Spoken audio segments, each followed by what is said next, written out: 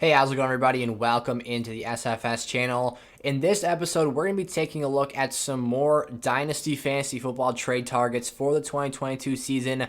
On this list today, I've got some players who I think are really nice stashes that have high upside and could potentially be or have great returns on investment here if you're able to go out and acquire these players, or potentially you already have some of them stashed away on your rosters. Today's trade targets are presented to you guys by Manscaped. Boys, it isn't too late to head over to manscaped.com and use promo code Sizzle to get 20% off and free shipping on all of your essentials for Valentine's Day this year. Impress your lady and treat her right with some great products like the Weed Whacker to make sure that you're all groomed up, don't have anything hanging out for date night, the Lawnmower 4.0 to get you covered for all your below the belt needs, and you can also get yourself hooked up with some awesome shampoo, conditioner, and body wash so that you're smelling clean and smelling fresh for those Valentine's dates. It's a big thing, guys. Don't mess it up this year. Manscaped.com, 20% off and free shipping. One more time, a huge thanks to Manscaped for sponsoring today's episode. Remember, promo code Sizzle. That'll get you that 20% off and free shipping. The link is in the description of today's episode or down in the pin section in the comments of today's video. The first player I want to talk about, also check out our new slightly altered design format here for the SFS player database. But Darnell Mooney is going to be my first player to go out and make a trade offer for. To me, this is a really low stakes, high upside scenario where you can probably get Darnell Mooney for a fairly cheap price. And you've got a couple of things going for Darnell Mooney as we enter into the 2022 season. The first, of course, is that Allen Robinson is an impending free agent. He played on the franchise tag this past season, and by A-Rob standards, had a flat-out terrible year. He was not getting the volume, the production. Basically, nothing went right for A-Rob this year. I can't imagine why he would want to stick around in Chicago and play another season and salt away his career with terrible quarterback play. And I'm not throwing shade at Justin Fields here, but man, this guy deserves to go somewhere that just has a competent NFL quarterback. That's besides the point, though. So you're essentially giving me a situation where I feel pretty comfortable. If you were to ask me right now, it's probably at least a 55, so greater than 50% chance, in my opinion, that Allen Robinson is out the door, and that's probably quite conservative by some measures and some opinions out there who probably think there is a 0% chance he ever ends up back in Chicago unless the team were to tag him for a second year, but I don't see that being the case. So with A-Rob out of the picture, it becomes even more clear now that Darnell Mooney is the next guy in line to be the top target for this team in 2022, just like he was in 2021, where he finished as the wide receiver 25 this season, had 81 receptions on 140 targets, which is quite a ridiculous total for Darnell Mooney. That's not exactly something, or I was rather surprised to see that number be so high when I was evaluating stats at the end of the year. But he was truly the top performer in this offense and the top guy all season long, especially when Justin Fields was under center. Obviously, we had some spurts with Andy Dalton and Nick Foles as well. But at the end of the day, it does make sense that Darnell Mooney was the most targeted player in this offense. And I suppose 140 targets doesn't carry nearly the same weight as it would have back in 2020 when you're adding an extra game into the mix here. Now, that's not a slight or anything, but it does contextualize things a little bit more for a player of Darnell Mooney's status. But 4 touchdowns, a marker that's not overly high. It's definitely something I think he can improve upon and expand with here in the future. And moving into the 2022 season, the main things I love here is that with Darnell Mooney now solidifying himself, unless there is some sort of draft day magician's work that goes on to get the Bears back in the first round. They obviously traded that first round pick away to the Giants to move up and select Justin Fields last year. I don't see a realistic situation where they draft someone who comes in here day one and overtakes Darnell Mooney. Now, there's a potential of free agency and whatnot, and you never know what their plans are on draft day, but I would say that they're focus is most likely going to be at other spots in the field. Do I think that they will draft a receiver at some point in the draft? Probably yes, because they're going to need to add depth to this core. Now that you've got A-Rob leaving in some more holes that are opening up. Last season, they also released Anthony Miller in the preseason, I believe that was, if my memory serves me correctly. So they've been sort of filing away at this unit for some time now. But the main point and emphasis being that the sole focus should be on Darnell Mooney for the time being. And again, they can address this situation in some way, shape, or form, but I think he's the guy going into next year. Justin Fields, it was talked about through reports during the primetime games the Bears had this season that Darnell Mooney was really that guy that made the extra effort to formulate chemistry with Justin Fields, who'd stay late after practice, come in on extra hours and put the work in with Justin. That showed on the field as they had some really, really big games together and some really impressive performances. So having a quarterback with the pure talent of Justin Fields, with the opportunity to come into year two and get better, progress at his strengths, and improve upon some of those weaknesses we saw in that rookie season, I think can do a lot for a player like a Darnell Mooney, who has showed us some really nice talent and ability to be a playmaker in his first 2 NFL seasons. If you guys are new around here to the SFS channel, make sure to drop down and click that subscribe button, turn the bell on so you're notified whenever we come out with a new episode. We're going to be cranking out Dynasty content all off season long and helping you guys set yourselves up for success in 2022 and beyond in that format of fantasy football. Also, go check out the SFS Community Discord. The link to that is in the description of today's episode, and you can feel free to drop any questions about your own team that you have for me in there, and myself and potentially other members of that community will engage with you as well with your questions. Elijah Moore is my next name up on the board here.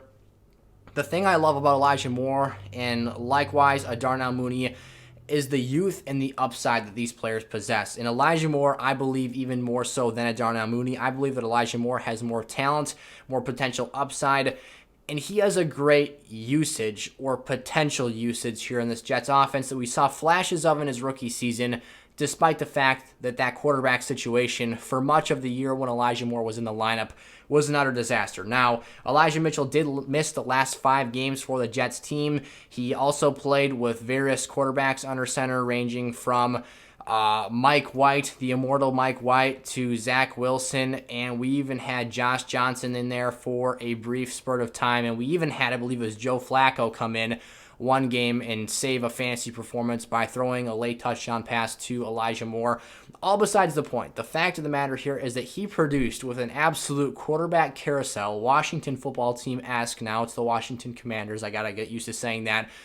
But he was producing regardless of quarterback play. And it's not like Elijah Moore was putting up top 12 numbers, but he was a player who, in the lens of the narrow lens of just one individual week, did have a couple of those games where they were really impressive. He was putting up relatively close to 20 fantasy points week, or not week in and week out, but on respective weeks throughout his season. So up until week 13, I was really impressed with what he can do, and I think that Mike LaFleur, the offensive coordinator for the New York Jets, showed a great amount of versatility in the ways that Elijah Moore can be used in this offense, from using him as an underneath target to accumulate yards after catch, using him as a deeper weapon if they want to air the football out a little bit more, and they even slightly incorporated him into some designed wide receiver rushing plays. So I think, again, there's a large amount of upside, and I think that the overall dynasty value and the value that we place upon Elijah Moore here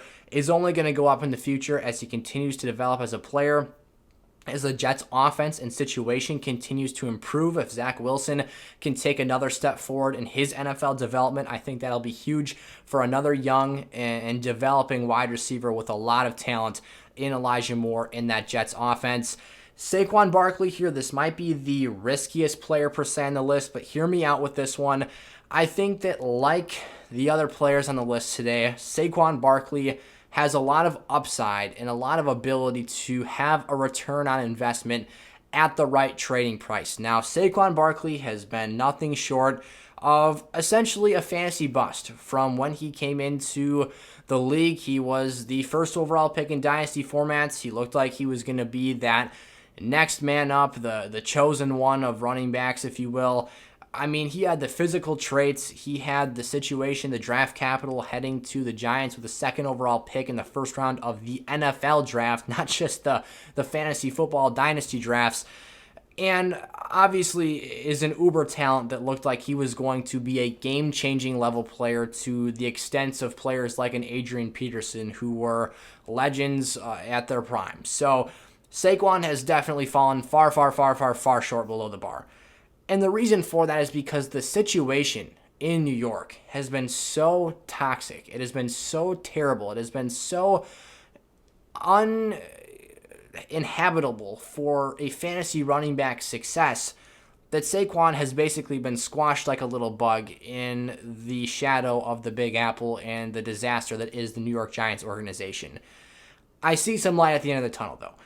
And in terms of fantasy football and Saquon's value for what it is right now as we sit here and speak on, this video is going up, I believe, the morning of February the 4th. Saquon has hit rock bottom in terms of a 25-year-old running back with this much talent and this much potential. And yes, there is something to be said, for the risk factors associated with Saquon Barkley's injury history. He's been riddled with injuries since coming into the NFL. He's had a lot of missed time. Obviously, that was capstoned by the ACL injury that he suffered during 2020 against the Chicago Bears, and he was nicked up throughout this season. But I think that if you are okay taking the risk on that element, and some people won't be, and that's totally fine, totally understandable, and I get that. If you don't want to invest draft capital or bench depth to go out and acquire and take a chance on a player like a Saquon Barkley, at the end of the day, it's your team, it's your choice, it's your strategy. But I think that right now, as I see things, with how upset John Mara, the owner of the New York Giants, has been in his frustration with the team's inept offense and the lack of ability to support Daniel Jones, I think that there has to be extreme measures taken, and there will be extreme measures taken to improve the offense this offseason and to increase the supporting cast for everyone in this offense, therefore funneling that support system back to their quarterback, Daniel Jones, who they are committed to through the 2022 season. He has openly stated, John Mara, the owner of the Giants, that the team has done essentially everything in their power to be a toxic force to Daniel Jones' development, and that is not what they want to do this year. I think the first step in that process of trying to reevaluate that offense and improve the situation to make things better was hiring Coach Brian Daboll. And right now there's a lot of controversy about the mishandling of that situation by the Giants, obviously with Brian Flores. I don't necessarily think that was the right move by the Giants. I think that they should have granted Brian Flores a fair chance and opportunity at that job. But as it relates to Brian Daboll, the head coach, the offensive mind, I think they did the right thing for their path of this team. I think that with John Mara's frustrations and desires to get this offense back on track, the defense hasn't been so much of a concern as the offense has been the last few years. I think that Brian Daboll and his play calling, his schematics, and his overall leadership and guidance of this offense can help start to turn the tides of how this Giants offense produces as soon as the 2022 season. The next positive I see here is a 5th and a 7th overall draft pick in the first round for the Giants this year in a draft class absolutely loaded with elite offensive line talent. And the one thing that the Giants have, for a lack of a better term, absolutely sucked at has been offensive line, pass protection. They get virtually no push in the run game. Everything up front, with the exception of their left tackle, has been an absolute travesty, disaster, mess, whatever you want to call it. Andrew Thomas is the left tackle. I believe he's out of Georgia for the Giants. They've got 2 chances to take 2 swings at that offensive line. Heck, maybe you trade down with one of those picks and pick up 3 of them and totally revamp that entire offensive line. If that's the case, and this is a projection, a idea that I have right now, obviously the NFL draft is not for a few more months here, but I think that they have the opportunity to certainly address those positions and make a major improvement, which would then give Daniel Jones more time in the pocket, would help this offense become more balanced because you're going to generate a push, get that run game going, open things up. If Danny Dimes has time to throw the football, those receivers you paid, Kenny Golladay, big money last offseason, Kadarius Toney, your first-round draft pick, you're going to get the opportunity to start getting them out in space, and now defenses are going to have to start backing up, respecting the passing game, and it becomes a cycle of progressing offensive levels of output. So that's kind of my take on the Giants right now. That's why I see Saquon Barkley as a potential player who has the opportunity to give you a lot of return on investment, and I'll leave it at there. I'll leave that at that with Saquon Barkley. That was quite the long-winded explanation, but I had a lot of stuff, obviously, to say, as you can gather from that. Josh Palmer is the next player up. I think is a fantastic stash here for right now your bench, to be quite honest, in Dynasty Fantasy Football rosters. But the key here is the draft price, the draft capital it's going to cost your Dynasty team to go out and acquire a Josh Palmer should not be very high. Again, as always, if you guys have any questions regarding specific trades in your Dynasty leagues, compensation for players that you're receiving, compensation you're giving up to receive other players in return, just drop that stuff down in the comment section below, or again, go check out that SFS community Discord server, and you can ask me in there, pick my brain, and I'll get back to you guys on that. I don't think that I know for a fact, not every Dynasty League is the same. There's a lot of differing settings, and things can get really confusing. So I don't like to toss out one generalized trade price that you should be asking for or should be receiving for these various players, because the value of a draft pick fluctuates depending on how many players you're keeping per season and how many players are eligible to stay on your roster, all that good stuff. So Josh Palmer is my next player up here for the Los Angeles Chargers. There are two main factors, two big details that I think are important here. In the first being that I think that Josh Palmer is a very solid football player. I think that Josh Palmer has a lot of potential to be a quality number 2 wide receiver in the National Football League. He was drafted out of Tennessee. I really liked him there. Thought he would be picked higher in the NFL draft, but that wasn't the case. And I think things played out perfect for Josh Palmer. He fell into a really good situation in LA. He's quickly progressing up the depth chart quicker than we would all expect. And as it stands right now, I feel much more confident, and I would much rather have a Josh Palmer on my Dynasty roster than I would a Jalen Guyton, who is an example of a player who is a little bit more of a one-trick pony. He's kind of a field-stretching wide receiver, still a talented player at that, still has a quarterback that can unleash the deep ball to him. But Josh Palmer is the wide receiver 3, if you will, that you want in this offense, that being on the Chargers depth chart, their wide receiver 3. That's me just bunny hopping him over Jalen Guyton, whether that's warranted or not at this point in time. But the second thing here is that Mike Williams is currently up as an unrestricted free agent. And who knows? You never know when a team will let a player walk. You never know when the team is going to resign a player. I would assume that the Chargers would like to bring back a player of Mike Williams' status, his skill set, what he brings to this team as a physically imposing, over-the-top deep threat for that Chargers offense, and a player that really allows Justin Herbert to take it to the next gear.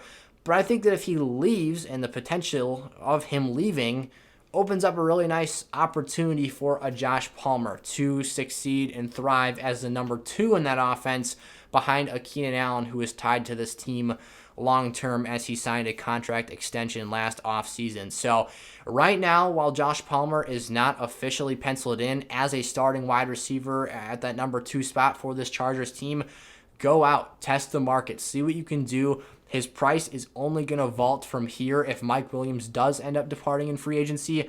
And if that were to be the case, you're probably then not going to be able to pay a respectable or fair price for what you're getting in return. You're going to have to overpay, is essentially what I'm saying here, to get a Josh Palmer if a Mike Williams were to depart and his role in this offense were to progress before you make this move.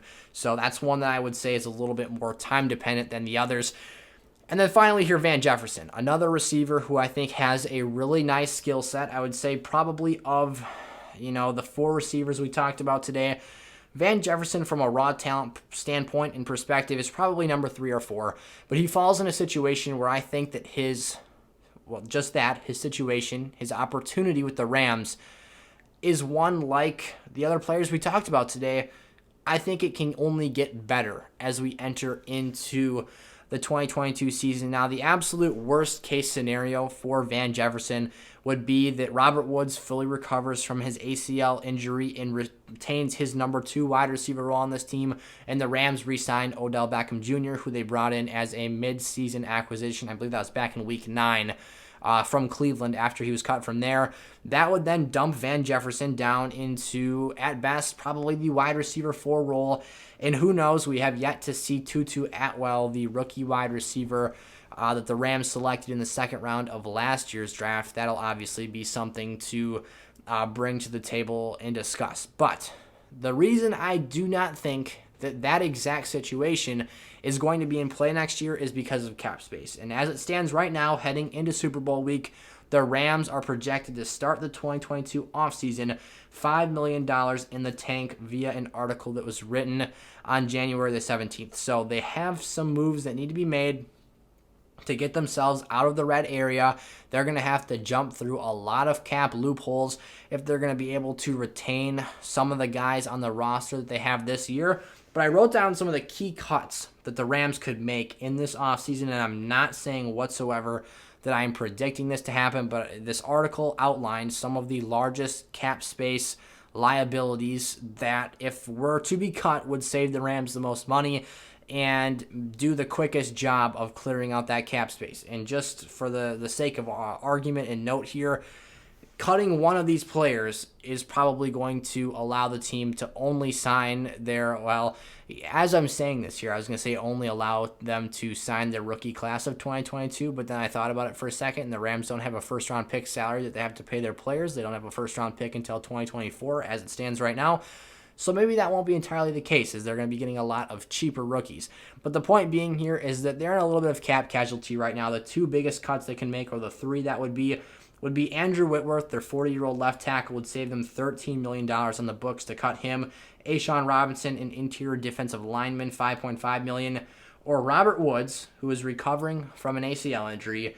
Cutting Robert Woods would save the team $10 million in cap space. And I think that Robert Woods is a fantastic player. If I was an NFL coach, I would absolutely love to have Robert Woods on the active roster. However, the NFL is a vicious business, and while there are players, connections made to coaches and all that stuff, it is a business. And at the end of the day, I think that Robert Woods, had he stayed healthy and not tore his ACL, would be a slam dunk to make the roster in 2022. But I think that we can add a little bit more speculation and a few more question marks to the scenario now that he is an injured player and potentially will lose availability for this franchise, which might make them rethink their stance on having him if he can save them $10 million against the cap. There is always a situation where the Rams approach a Robert Woods and ask him to lower that cap number down a little bit so they can retain him, try and keep a potential Super Bowl winning roster in the next week here together for next year. But there's a situation where if Robert Woods, OBJ, or the collective pair of those two are gone, that Van Jefferson could vault into the number 2 role in this offense behind Cooper Kupp. Now, I don't think that's in the best interest of the Rams as an organization, and I think that it's likely that either OBJ or Robert Woods will be around in 2022. So that's why I put Van Jefferson down here at number 5 on the list today, but I do think he's still a very intriguing player and young talent to have on a roster, a former second-round pick of the Rams a few years back. So Van Jefferson rounds out the list for today's episode. If you guys enjoyed, make sure to click that like button and subscribe before you head on out of here if you're new. Again, drop your questions down in the comment section below or check out the SFS Community Discord. The invite link, again, is in the description of today's episode. And then one final time here, you guys, check out Manscaped, 20% off and free shipping with promo code Sizzle. And I'll see you guys next time. Peace out.